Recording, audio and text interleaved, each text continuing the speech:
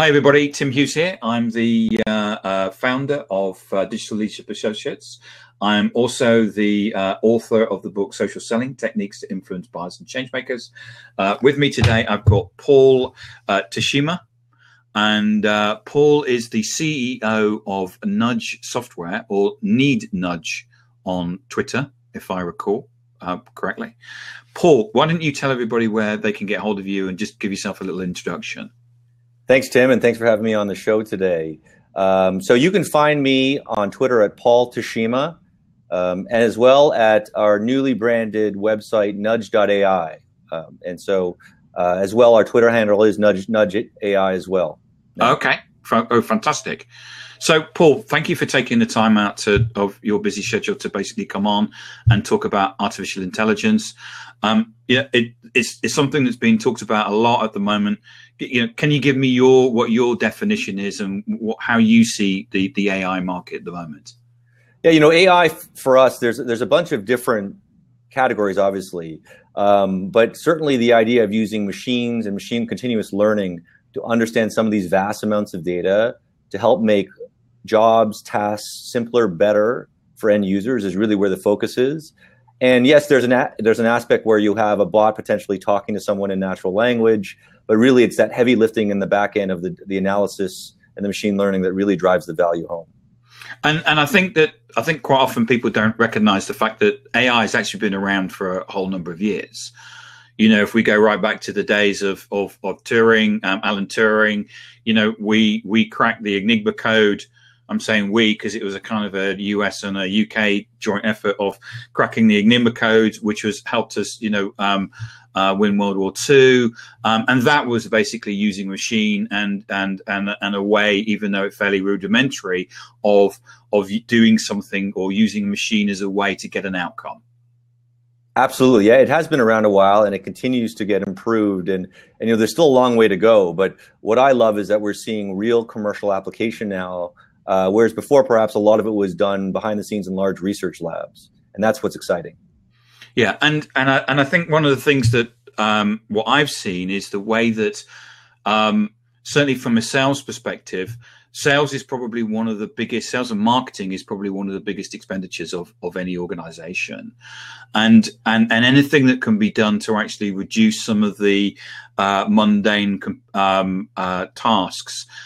First of all, that's good for a company because it enables you to start stripping out cost or part of that cost. The second thing is that from a sales perspective, it actually frees us up to sit in front of customers. Absolutely. And that's what I kind of felt that Nudge was in a position was there was some Salesforce research that I read recently where they said that from a salesperson's day, it was only 40% of the day was actually with customers. The 60% of it was something with you doing admin and stuff like that. I mean, what do you think about that? Yeah, I think I read the same report. The number one non-selling task is research. And they have to do it. Smart salespeople know they need to do it, whether it's looking up social profiles of their buyer, whether it's looking at the company, recent annual report. All that research they do makes them better understand the customer, and they need to do it. But it's also a very expensive resource to have sitting reading articles and annual reports. Because what we've always do is we always meet in the car park, don't we? And I was talking to Jill Conrath last week, and we were laughing about, what we always do is we just meet in the car park at 10 minutes before the meeting, and then we just wing it, don't we? Because that's what we've always done in sales, and I think that Jill and I were laughing the fact that it's just not good enough anymore. I mean, we can't, to win deals or certainly of the size and complexity, that we need to have something that's going to give us a competitive edge over other suppliers. Absolutely. And I know you know this, Tim, better than anyone, that customers aren't looking just for information on your products and services anymore. I mean, they can read that on the website. Yeah. They can find it from their peers. They want additional insight and value about their business from you. And to do that, you have to spend some time understanding it. Yeah, and I think that's one of the things that I mean, I've been using the Nudge product now for a little while, and I think that's the trick, which is the fact that it can produce a lot of information, but it's about how you understand that and then go in and have a conversation and give that insight. Absolutely. And I think the other thing I've seen is that, there's a recent stat out there. I think it was, I have to actually think, I think it was Salesforce that said that, you are 56% more likely to hit your quota as a sales professional if you are often the first person to connect with the buyer and set the vision and set the requirements for that process. And you can only do that by being proactive. So one of the things I think AI does for you is be that constant, always on research assistant, right? They're always looking for insights around the accounts that you're going after and letting you know in a very timely manner when something comes up, versus just when you've blocked off your prospecting time during the day, which may be, only sporadically through the week. So explain to people what nudge does, and I mean, it's a great metaphor or name in terms of. So explain to people what nudge does. So what Nudge does is it's an AI platform that looks over 30,000 news sources a day, 80,000 articles, reads every single word in those articles, and understands whether this article, out of the hundreds that maybe, say you're selling to Cisco, maybe out of the 100 of news releases with the word Cisco in it today, this is the one that actually is really about Cisco and actually has a buying relevant signal in it that you can leverage. It could be an executive change, an M&A announcement. It could be a growth announcement, a new product launch, something that a salesperson can use as a way to get in with outreach. And so that takes away the time of you having to sit down and do all the research and actually try and find that. Yeah. Absolutely. And it takes away that time. And then it also puts you front of the line for the first to potentially be in the door at a moment where the business actually needs help. And one thing that we've seen is that, salespeople today, although very structured, may just literally start at the A's and go through the Z's on outbound calling through their account list for no other prioritization reading, is that just makes sense. Mm-hmm. But if we all of a sudden give them the 10 accounts that are more likely because of something that's happened today or this week, it allows them to focus and have a higher chance of connecting and turning that into a meaningful conversation. Mm. And it's about not just being a connection, but having that meaning as well. Because I think we've all got enough friends and we've all got enough contacts, and everybody's gone and connected with as many people as they can. But what people are crying out for is the insights. We did a discussion recently with Nick Toman from CEB, and he said that everybody's now on information overload, whether it's a salesperson or a buyer. And what people are looking for is insights. Tell me something that I don't know. Absolutely. And tell me something I don't know about my business, even specifically. Yeah. So that's even more relevant. And then the other thing that's really interesting is the other thing that is happening in a lot of these different spaces is trying to understand how the network as well is, because one of the insights you can get is there is someone within your business or within your network that actually knows the account or knows this person really well, beyond just being connected on LinkedIn. And so one of the aspects we use in the AI, in Nudge AI, is to track the strength of those relationships in your company as well as in your network. And the stat out there right today is that 82% of decision makers start their buying process through a referral. They actually, that's how they start investigating, is someone has told them to look at a particular company or talk to a particular person. And so if you as a sales executive can leverage the power of your company's network to see if you can be one of those referrals, massively powerful. Probably one of the best insights we could surface, actually. Yeah, the referral aspect is so important because referrals are so powerful. And I think that one of the things that people often forget about is the fact that, when you go and buy something, I know that we all go on and we look at Google and we may be, but we're also asking questions of our network, and that network may be online, it may be offline. We work in an office, and we turn around and say, you've got one of these, what's it like? And it may be that person also doesn't actually work for the organization. We've all got people that we all know that are really good and who've got moved on and now work somewhere else. And I think that network thing, sometimes people think it's just within the company. It's actually a network. Absolutely. And, I think there's this interesting, there's a bunch of interesting comments and rhetoric out there that outbound has become the new inbound, because not that I fully believe inbound is a very important part of everyone's strategy, driving value through content marketing, but it has gotten so good and so much out there that buyers actually feel it's still fairly noisy. They can't discern good content marketing versus good product, good solution. And so they often do go to their trusted sources first. because they just want to know if you've used it and I trust you. It's the easiest path for me to figure out what I want to do next. And finding that information is so critical in terms of getting that little bit extra of competitive advantage over your competition. That's right. We all know that the competition that they'll drop the price and that they lie and stuff like that. So you need to make sure that because we're all honest people, and it's that those are the people that lie and cheat, and we're honest, and we need to make sure that we're the people not on steroids, but we're using something in a way to actually give us that little bit of competitive advantage. Yeah, and I would say in the tech world now, in other industries it may be not as difficult, but in the tech world today, in the B2B tech world, there's always 50 competitors who say they do the exact same thing as you. And so how do you differentiate as a salesperson? Again, it's through insights on the business or insights through people that you know. And certainly the best salespeople do it today. It's just a lot of work. And do you have any examples of people that are using it, any case studies or people that you're seeing and actually moving the needle by using Nudge?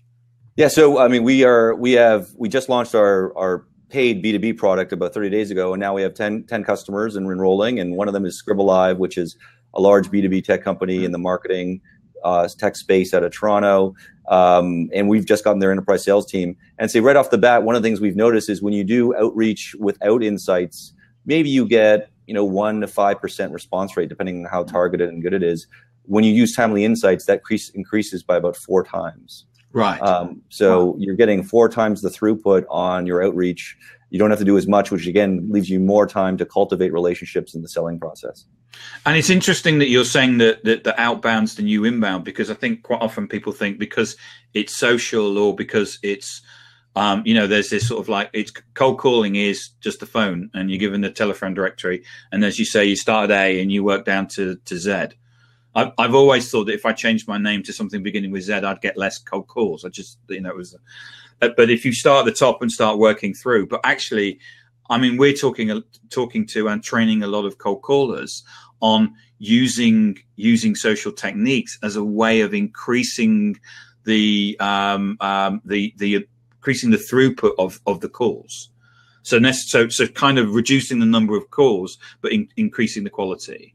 I think you're absolutely right. I mean, the cross-channel nature of how you want to approach a prospect. Some people are much more engaged on Twitter, for example, or on LinkedIn. Some people, you want to do both. You want to do the cold calling plus the social outreach. I think right now people are trying to find that mix, yes. And it's not one channel only; it's multi-channel. Yes, and I think that there's a friend of mine that came up with the term the social phone, which was kind of he had a Venn diagram of social and the phone, and this sort of bit in the middle where, in effect, that, as salespeople, we need to be prospecting. It's not just about setting up a LinkedIn profile and sitting there lighting some joss sticks and expecting people to suddenly start arriving. You've still got to be prospecting. You've still got to be doing outbound, but we've got to be clever at the way that we do it. I completely agree with you. One of the things I think, and I'd love to get your opinion on this, Tim, that is hard is that some of the prospecting socially and non-socially is actually longer term. I mean, the idea of adding value to your potential customers doesn't always mean you're going to close them this quarter. And that balance of understanding how do I hit my number plus cultivate relationships that could be there for future quarters, I think a rep struggles with to this day. And I don't know how you feel, but we're seeing that change a little now, where people are realizing that adding value today can give you as a rep longer term sustainable value in future quarters. Yeah, I think that you have to be prospecting, because as salespeople, that's what we do. But even if you were phoning up 100 people, you would get 25 of them that would say, give me a call in 3 months or 6 months' time. In some way, shape, or form, you have to nurture those. Mm-hmm. I used to do that in the past before the days of the internet, where I used to find interesting articles to them, and I used to put them in envelopes and post them to them. Now what I'm able to do is actually do that at scale on LinkedIn. So I actually don't feel that I'm doing anything different, though. I used to call it plate spinning, which was having lots of plates spinning all the time, whereas now people call it nurturing. And I think quite often people forget the fact that they can be using social as a way of, you ring somebody up, you're not interested. Okay, can I connect with you on LinkedIn? Mm-hmm. Okay, great. Connect with them on LinkedIn, and then you're in a position where if you're providing insights and interesting information, you're able to actually nurture those people that are going along. Yeah, and it's incredible. Even the smallest of things help stay in touch and to help nurture agreements. It doesn't take a lot, all the time. It doesn't, and you only need to be posting. I would say you need to be posting once a day. It could be once every other day. If you think of the fact that most people, LinkedIn isn't Snapchat or Facebook, where people going in pretty much every day or multiple times a day. They generally go into LinkedIn once, and then they're there for a little while. So you don't need to actually be posting multiple times during the day to get in front of people's minds and seeing, oh look, there's Tim Hughes. He's a good guy. I know when that project will come up, I'll give him a call. I completely agree. Just something as simple as once a day or some focus like that, where they do that, I think I agree. And then I find the other thing is that to post once a day, you have to read. And, yes. and by reading, you actually get more ingrained understanding what your potential buyers and customers are talking about and what's on trend, what's topics that are coming up more often. I think that as a seller, that actually helps you ingratiate yourself even more when you do connect live, because you've stayed in touch with what's going on. Yeah, so I posted something about artificial intelligence yesterday, and there's this big discussion, and there's a guy that's posted, one person, friend of mine's posted, this has been going for 30 years, which is true. Somebody else posted, have you seen this article, which is a philosophical article about how we need to stop doing AI because the computers will actually learn more than us, and they will learn quicker. So actually, we won't find out that they learn more than us. And it's like, well, the genie's out the bottle. I kind of feel that something's going to happen. That something good will happen. It won't all be bad. It won't all be like Terminator. Yeah, and I think we're so far away from Terminator. I mean, I think they're still struggling to find an AI robot that can fold a piece of laundry. I think the idea that what I think people are realizing is that AI is never going to replace a salesperson. It's just going to allow a salesperson to spend more time doing the things they like, which is face-to-face meetings, building relationships, building trust, finding how to provide value to a customer. Stuff that's very difficult for a machine to figure out in the nuanced way that salespeople engage customers. I mean, I think there was that was it? I think it came out 2 years ago. Was it Forrester said that 22% of salespeople were going to lose their jobs, and I think from a transaction point of view, I can certainly see that happening. Because people can automate those transactions. But in a situation where you're adding value and there's sales has always been social. It requires us having one-to-one conversations, and it requires people to have, it doesn't matter how complex or how easy people try and make a product to look and feel. There's always going to be some level of transaction, and that's going to require a human being to actually do that.